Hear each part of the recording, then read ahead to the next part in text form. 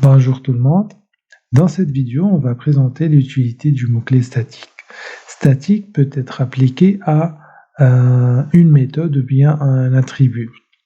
Et sa signification, elle est la suivante. Lorsqu'un attribut ou une méthode, on lui applique le modificateur statique, c'est-à-dire qu'il s'agit d'une méthode ou bien d'un attribut de classe. Ces attributs de classe ou bien ces méthodes de classe sont utilisées lorsque l'information qui est gérée est relative à la classe elle-même et non pas à une instance particulière. Donc, peu importe l'instance que vous allez faire, la valeur de l'attribut statique sera la même pour toutes les instances. La même chose, peu importe l'objet avec lequel vous allez faire appel à la méthode, le résultat sera toujours le même. Si je prends l'exemple suivant de la classe personne qu'on a développée précédemment, donc nous avons 4 attributs dans la classe personne, le nom, le prénom, le téléphone et le salaire. Ces 4 attributs sont ce qu'on appelle des attributs d'instance. C'est-à-dire que ces attributs-là sont relatifs, sont la propriété de l'objet qu'ils appartiennent.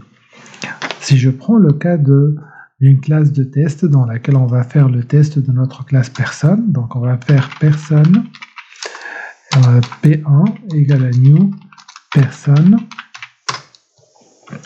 Là, je viens de faire de type personne qu'on a appelé P1. Je vais faire la même chose et je vais créer une autre personne que je vais appeler cette fois-ci P2. Et je vais utiliser le deuxième constructeur de la classe personne qui prend comme paramètre le nom. Donc le nom c'est boolel. Je vais prendre aussi une troisième personne, CTRL-C, CTRL-V, et je vais nommer cet objet-là P3, et je vais utiliser toujours le même constructeur, mais au lieu de mettre boolel, je vais mettre l'avoine. Voilà. Donc, ce que j'ai fait la création de 3 objets différents, intitulés P1, P2 et P3. Ces 3 objets différents, chacun d'entre eux possède une propriété qui s'appelle le nom.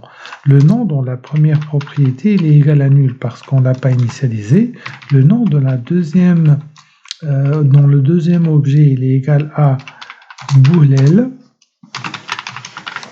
Et le nom dont le troisième objet il est égal à l'avoine.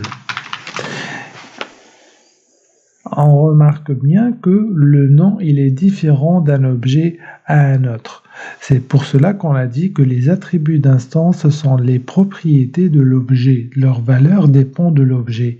Si un attribut d'instance, il faut juste faire appel à la méthode qui permet de le modifier en utilisant l'objet en question.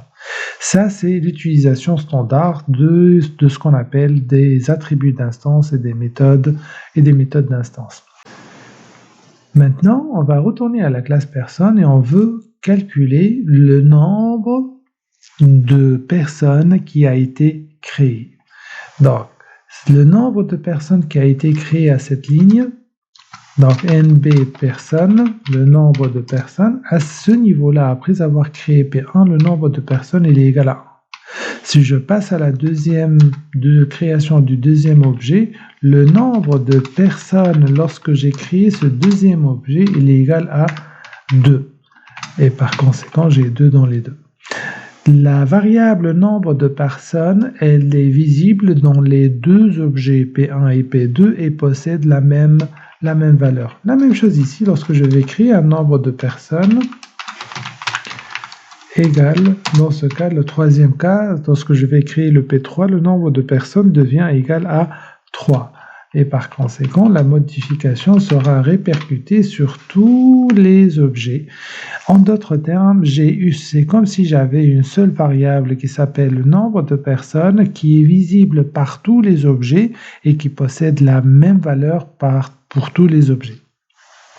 Ce type de variable-là, dans ce contexte particulier, s'appelle une variable statique. C'est-à-dire, cette variable-là, elle n'est pas la propriété de P1, ni de P2, ni de P3, mais elle est la propriété de toute la classe personne. Comment on déclare un attribut statique? Tout simplement en rajoutant le modificateur statique. Donc la visibilité, ça ne change toujours pas, c'est toujours private pour respecter le principe d'encapsulation. Ensuite, vous rajoutez le statique pour dire qu'il s'agit d'un attribut statique. Ensuite, le type, le nom de la variable et éventuellement une valeur initiale qui est égale à 0. Où est-ce que je vais appliquer le changement sur le nombre de personnes? Je vais l'appliquer dans le constructeur sans argument. Là où j'ai rien mis, je vais dire ici, lorsque je fais appel à ce constructeur, nombre de personnes va s'incrémenter de 1. La même chose ici, ce que j'ai fait appel au constructeur this sans paramètres. Et comme on l'a vu dans la vidéo précédente, dans le chaînage de constructeurs, ce qui va se faire, lorsque j'appelle ce constructeur, ce qui se passe, c'est que ce constructeur appelle le constructeur sans argument, il termine son travail, il retourne pour faire l'affectation du nom. Et la même chose, bien sûr, elle est faite pour le troisième constructeur et pour le quatrième constructeur et pour le cinquième constructeur. Donc ça, c'est ce qu'on a vu dans la vidéo précédente, ce qu'on a appelé par le nom de chaînage de constructeurs.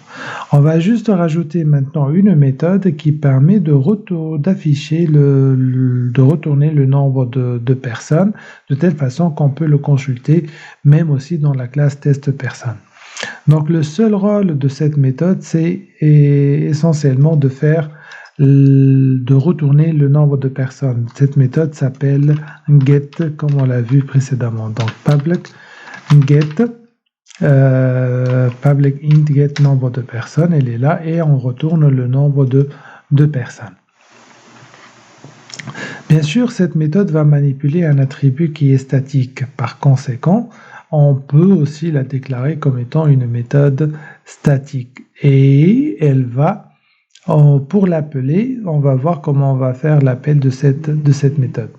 Revenons à la classe test personne, nous allons faire appel à la méthode getNombre de personnes pour afficher le nombre de personnes avec l'objet P1, avec l'objet P2 et avec l'objet P3. Donc on va faire system.out.println P1.getNB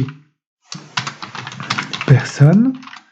Voilà, et je fais la même chose pour récupérer le nombre de personnes, que ce soit à partir de P1, de P2 ou bien de P3.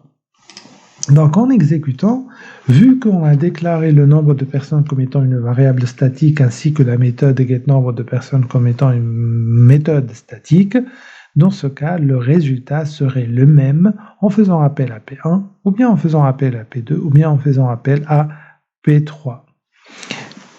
Ce qui nous amène à la conclusion suivante, c'est que vous pouvez utiliser pour les méthodes statiques le nom de la classe au lieu d'utiliser un objet particulier. Pourquoi? Parce que le résultat serait le même, peu importe l'objet que vous allez utiliser pour faire appel à la méthode. Et prenez comme exemple les méthodes de la classe math. Toutes les méthodes de la classe math sont des méthodes statiques. Pourquoi? Parce que peu importe l'objet que vous allez utiliser de la classe math, vous aurez toujours le même résultat. Le maximum de A et B, il est toujours le maximum de A et B. Que soit vous faites l'appel à partir de M1, de M2, M3 ou M1000, il va donner toujours le même résultat. Donc en exécutant le code suivant, on obtient le même résultat, à savoir la valeur 3.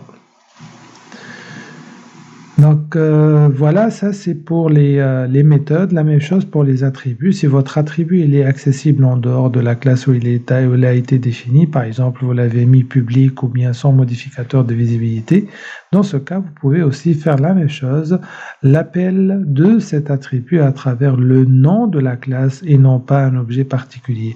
Et on vous recommande fortement d'utiliser le nom de la classe que d'utiliser un objet particulier pour afficher une variable, pour récupérer ou bien modifier une variable statique. Merci pour votre attention et on se voit dans la vidéo suivante. Merci beaucoup.